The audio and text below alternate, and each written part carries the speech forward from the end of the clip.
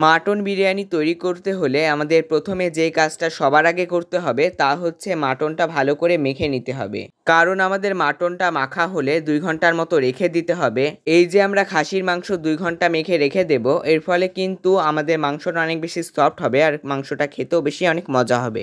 মাংসটা মেখে নিতে আমাদের যা যা প্রথমে ব্যবহার করতে হবে তা হলো টক দই, পেঁয়াজ, আদা, রসুন বাটা বা পেস্ট, লবণ, তেল, বিরিয়ানি মশলা।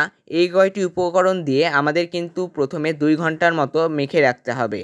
এবার মাংসটি মেখে রাখার 2 ঘন্টা পর তেজপাতা, কুচি করে কেটে রাখা পেঁয়াজ, রসুন, লেবুর রস, দারচিনি, এলাচ, গোলমরিচ ও লবঙ্গ এই কয়টি উপকরণ দিয়ে আমরা কিন্তু আবার মাংসটা খুব ভালো করে মেখে নেব। আমার যতদূর মনে আছে আপনাদের সাথে এই ফার্স্ট টাইম আমি মাটন বিরিয়ানি রেসিপি শেয়ার করছি। এর আগে একবার বিরিয়ানি রেসিপি শেয়ার করেছিলাম। যে রেসিপিটা আপনাদের সাথে শেয়ার করা হয়েছিল সেই রেসিপিটা কিন্তু ডিম বিরিয়ানি রেসিপি ছিল। এই রেসিপিটির লিঙ্ক আমি ভিডিও ডেসক্রিপশন বক্সে দিয়ে রাখবো, আপনারা চাইলে দেখে নিতে পারেন। মাংসটা মেখে রেখে এবার আমরা আতপ চাল মানে পোলাওয়ের চাল ভালো করে জল দিয়ে ধুয়ে নেব। এতক্ষণ ধরে আমরা যে মাংসটা মেখে রেখেছি সেটা এখন রান্না করার জন্য আমরা কড়াইয়ের মধ্যে দিয়ে দিলাম। আর যে বাটিতে মাংসটা রাখা ছিল সেই বাটিতে কিন্তু অনেক ময় মশলা লেগেছিল, এই জন্য কিন্তু আমরা সেই বাটিতে অল্প একটু জল দিয়ে নেড়ে চেড়ে নিয়ে সেই জলটা আবার মাংসের মধ্যে দিয়ে দিলাম। এরপর এখন আমরা মাংসটা নেড়ে চেড়ে নিয়ে তারপর 1 ডেক ভর্তি জল আমরা ফুটিয়ে নেব। আর এই জলের মধ্যে দিতে হবে গোলমরিচ, এলাচ, দারচিনি, লবঙ্গ আর 2-3টা তেজপাতা। ভাত যেন ঝরঝরা হয় এজন্য আমরা অল্প একটু সয়াবিন তেল এখানে ইউজ করেছি আর পরিমাণ মতো লবণ দিয়ে একবার ভালো করে নেড়েচেড়ে নিয়েছি। এখন আমরা এর মধ্যে আতপ চাল ছেড়ে দেব।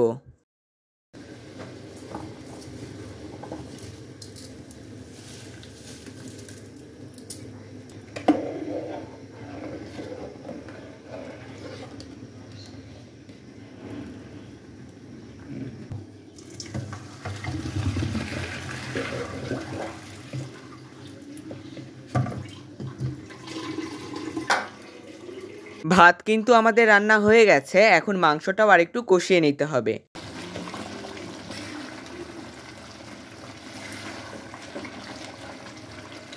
এখন আমরা বিরিয়ানি ও মাংসের জন্য আলু ভেজে নেব। আমরা কিন্তু দেখে থাকি বিরিয়ানির আলু লাল হয়, এজন্য কিন্তু আমরা জাফরান ব্যবহার করেছি। জাফরানে একবার আলুগুলো মাখিয়ে নিলে কিন্তু আলুগুলো একদম লাল হয়ে যাবে। আর যে আলুগুলো আমরা লাল করিনি সে আলুগুলো কিন্তু মাংসে যাবে। আমরা যে আলুগুলো ভেজে নিয়েছি তার মধ্যে থেকে মাংসের আলুগুলো মাংসের মধ্যে দিয়ে দিলাম। আর প্রথমে কিন্তু মাংসগুলো কড়াইয়ে ছিল, কিন্তু কড়াইয়ে মাংস রান্না করতে অনেক বেশি সময় লাগবে, এই জন্য কিন্তু মা প্রেসার কুকার ব্যবহার করেছে। বিরিয়ানির আলুগুলো কিন্তু ভেজে নিয়ে এখন আমরা একটি আলাদা পাত্রে রাখলাম আর এই তেলের মধ্যেই আমরা পেঁয়াজগুলো ভেজে নেব। এবার মাংসটা একবার নেড়েচেড়ে নিয়ে প্রেসার কুকারে কিন্তু আমাদের 4-5 সিটি দেওয়া লাগবে, তাহলেই কিন্তু আমাদের মাংস একদম রেডি।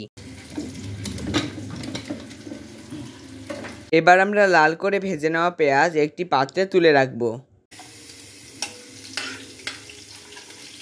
এবার আমরা ভাত রান্নার সেই পাতিলের মধ্যে ঘিটা ভালো করে মেখে নেব। মেখে নেওয়া হলে এর মধ্যে অল্প একটু সয়াবিন তেল আর অল্প একটু ঘি দিয়ে এর উপরে আবার ভাতগুলো দিয়ে দেব। এবার আমরা ভাতের উপরে মাংস দিব। মাংস এখানে আমরা বেশ কয়েক টুকরা দিয়েছি আর সঙ্গে ঝোল দিয়েছিলাম। দেওয়ার পরে আমরা কিন্তু আবার উপরে ভাত চাপা দেব। বিরিয়ানি তৈরি করতে হলে কিন্তু আমাদের এখানে শুধু মাংস যে ব্যবহার করতে হবে তা নয়, আরও বেশ কিছু ময় মশলা ইউজ করতে হবে, সেগুলো তোমাদের সাথে শেয়ার করব আর কি কি দিচ্ছি। বিরিয়ানিতে দেওয়ার জন্য যে আলু আমরা তৈরি করে রেখেছি সে আলু ও ভেজে রাখা পেঁয়াজ সঙ্গে বেশ কয়েক টুকরা মাংস ও ঝোল দিয়ে দিলাম। বিরিয়ানি যেন আরও সুন্দর হয় আর দোকানের মতো যেন মনে হয় আমরা দোকানের বিরিয়ানি খাচ্ছি, যেমন দোকানে একটা গন্ধ আসে না অন্যরকম সুন্দর, সেই রকম গন্ধের জন্য কিন্তু আমরা এখানে ইউজ করেছি কেওড়া জল আর গোলাপ জল। এবার আমরা উপরে শেষ লেয়ারে আগে যেগুলো দিয়েছিলাম সেইগুলো সহ দিয়ে দিলাম ঘি, বিরিয়ানি মশলা ও উষ্ণ গরম দুধ। তারপর সবকিছু দেওয়া শেষে উপর দিয়ে ছিটিয়ে দিলাম সামান্য পরিমাণ চিনি। এবার উপরে ঢাকনা চাপা দিয়ে একদম হালকা আঁচে বেশ কিছুক্ষণ দমে রাখলেই কিন্তু তৈরি আমাদের বিরিয়ানি।